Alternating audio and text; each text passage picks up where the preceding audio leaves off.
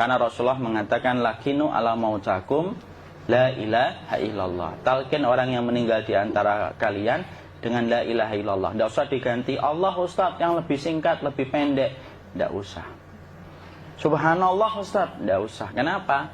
Karena talqin sudah ditetapkan ucapannya oleh Nabi, begitulah kita mencontohnya. Jadi tidak usah diganti. Cara mentalqin, jadi kalau keadaan sudah tenang, tolong kalau sudah sakaratul maut jangan ditinggalkan. Karena sesungguhnya pertempuran setan itu pada detik-detik kematian semacam ini. Dan betul-betul berusaha untuk menjadikan dia murtad. Nanti makanya di situ di buku nanti dibahas kan, pertempuran setan itu sampai detik-detik orang mau mati itu sudah ayo kufur, murtad aja tuh, kamu sakit kan? Nah, itu kayak gitu.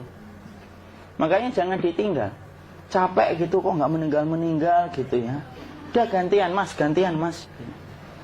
Dan jangan kemudian meninggalkannya. Mangkat dulu gitu. Tidaklah, janganlah. Terus ditampingi terus. Kalau bisa ya sudahlah, berikan waktunya kita untuk sementara waktu itu betul-betul berkhidmah kepada orang yang kita cintai terakhir kalinya. Cara kita kemudian mentalkin adalah, yaitu adalah di sebelah kanannya la ilaha illallah. Biarkan dia mencerna dulu. Tidak usah buru-buru kemudian kita langsung nimpali lagi. Dia mencerna dulu sembari kita doakan, peluk, ya Allah dimudahkan gitu. Kalau ada orang yang bisa ngucapin la ilaha illallah, itu siapa yang memberikan itu? Ustadznya memberikan kekuatan Allah, Pak. Karena ngomong aduh aja sudah tidak mampu. Makanya Allah berfirman dalam surat Ibrahim, yusabbitullahu alladhina amanu bil qawli tsabit fil hayatid dunya wa fil akhirah. Allah teguhkan perkataan orang yang beriman dalam kehidupan dunia dan akhirat. Dunia itu ya ketika menjelang kematiannya. Makanya dia bisa ngomong la ilaha illallah. Sebenarnya ngomong aduh aja udah gak mampu. Kalau bisa ngomong, dia mesti ngomong aduhnya dulu. Tapi Allah yang menggerakkan. Ngomong la ilaha illallah. Makanya mangkana akhiru kalamihi la ilaha illallah dakhalal jannah. Barang siapa akhir kalamnya itu adalah la ilaha illallah, pasti masuk surga. Makanya kita lagi la ilaha illallah. Dah. Cerna dulu. Enggak usah minta diburu-buru ya. Enggak usah gini. Ayo la ilaha illallah. Ayo.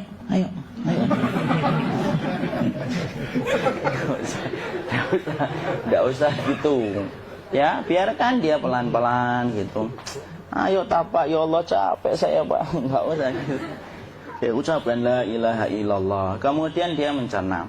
Lalu kalau dia sudah mengatakan, untuk mengatakan la ilaha illallah. Ya, kalau sudah mengatakan la ilaha illallah, berarti sudah. Enggak usah ditalkin lagi, enggak usah. Belum meninggal juga Ustaz? Enggak apa-apa, biarin aja. Dia di situ aja. Kecuali dia ngomong lagi dan gak usah diajak ngomong alhamdulillah ya Pak, ya Allah gitu. Terus dia jawab alhamdulillah ya. Itu berarti ucapan terakhirnya alhamdulillah. Atau ketika habis ditalkan la ilaha illallah, dia ngelihat air. Nah itu berarti ucapan terakhirnya air. Talkin lagi, gak usah marah. Aduh Pak minta air. Mau minta air nanti aja dikubur gitu loh. Jangan gitu. Biarin aja, jangan kemudian setelah la ilaha illallah. La ilaha illallah. Terus, ayo tutup, awas ya ngomong lagi ya.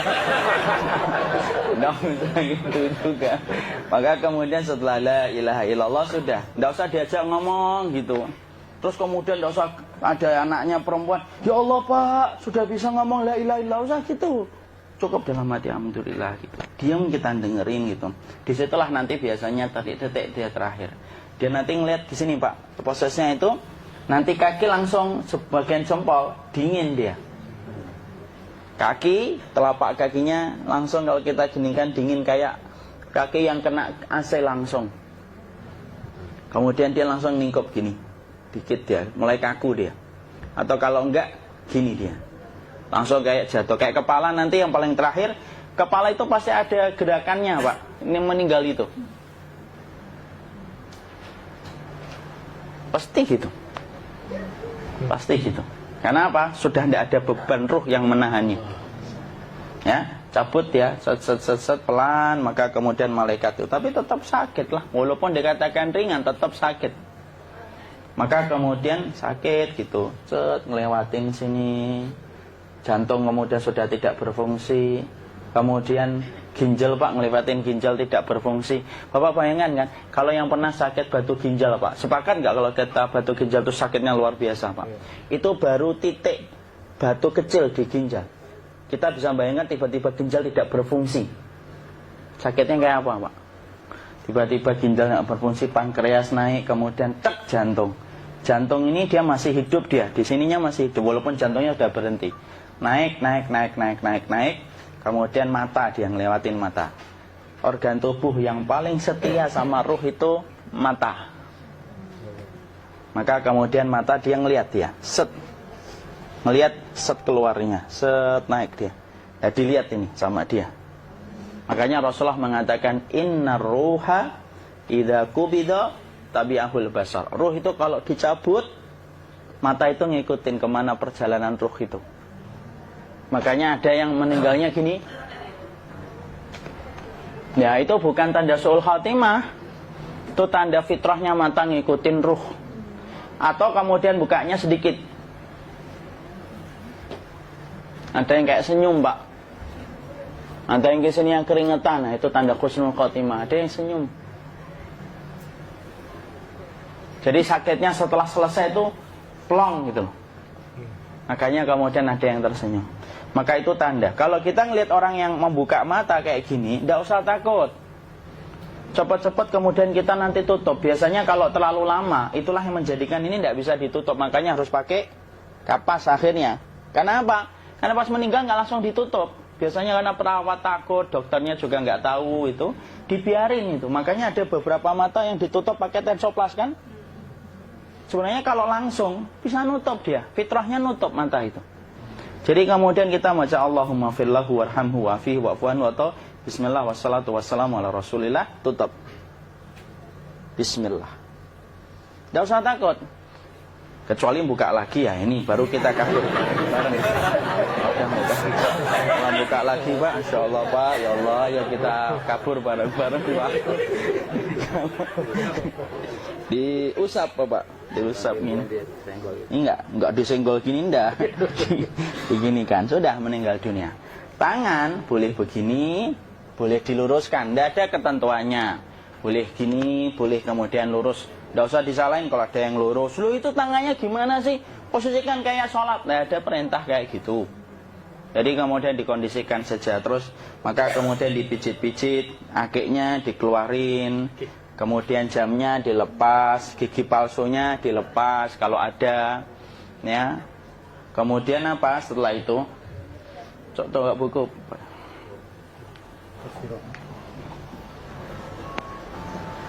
Kemudian kalau bisa awal-awal, kemudian taruh buku atau sesuatu yang agak berat di perutnya ketika baru meninggal dunia. Kenapa kemudian ditaruh kayak gini? Bukan apa-apa, supaya membantu sisa-sisa pencernaan dia untuk keluar. Nanti Pak, biasanya kalau kita taruh agak yang berat gini, atau kemudian kita gini-gini kan, ini udah makan belum Maki? Udah makan belum makan kok udah gede ya? Maka pencet-pencet kayak gini biasanya nanti ketika dimandikan, nah pas dimandikan diginikan saja. Aduh. Nah ini dia sudah keluar di belakang, dia gini. Terus nanti keluar dia. Nah ini keluar langsung di belakangnya. Dan memperlakukan orang kalau sudah meninggal dunia itu yang lembut gitu. Kenapa? Inna kasra admil mayyiti kakasri admil hayyi. Mematahkan tulangnya ketika orang sudah meninggal dunia itu lebih dia rasakan sakit ketika mati daripada ketika masih hidup. Tuh Islam itu sampai sama orang mukmin itu kalau sudah meninggal aja sampai selembut itu. Kok hidup kasar itu kebangetan dia jadi orang itu. Mau sampai orang mati itu kemudian disuruh yang lembut, kalau ada aib disuruh nutup, tidak boleh diceritain. Misalkan di belakangnya beliau ini ada tompel, gagah-gagah tompelnya gede gitu, tidak boleh cerita. Masya Allah loh, sampai segitunya sunnah itu ngajarin kita untuk nutup aib. Kalau ada orang belajar sunnah sukanya buka aib, nyari-nyari kesalahan orang, sunnah yang mana dia pelajari itu saya bingung. Makanya kemudian gini, setelah selesai, maka kemudian tutup dengan kain. Maaf ya, Ki.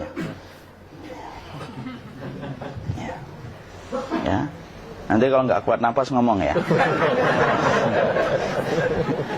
Maka ditutup kayak gini, ditempatkan kemudian jangan di tanah tapi di atas dipan. Karena apa? Syekh Abu Malik Kamal Said Salim dalam Sahih Fikih Sunnah menyampaikan supaya tidak cepat busuk. Dia taruh di atas, kemudian ditutup pakai kain apa saja. Ya, sembari nanti kita mempersiapkan tempat mandinya, tempat kafannya dan yang lain sebagainya. Maka kemudian kalau ada yang datang boleh dibuka. Kemudian kita menciumnya, mencium ininya apa? Kemudian keningnya. Kemudian kita berdoa, nutup lagi kayak Rasulullah ditutup, kemudian yang datang terakhir itu salah satunya Abu Bakar. Dibuka kemudian beliau, ya Allah ya Rasulullah, engkau adalah orang yang percaya hidup dan matimu, dan tidak mungkin Allah itu mematikan engkau 2 kali ya Rasulullah. Maka kemudian ditutup kembali. Saat itu para sahabat dalam keadaan mendung semuanya. Maka disitulah kita lakukan kayak gini. Ditutup gini Ustaz ya. Kasihan tidak bisa nafas, insya Allah tidak butuh nafas lagi. Jadi kemudian kita semacam ini kita persiapkan apa yang bisa kita lakukan. Nah itulah proses kematian dari sakit, sakaratul maut sampai kematian.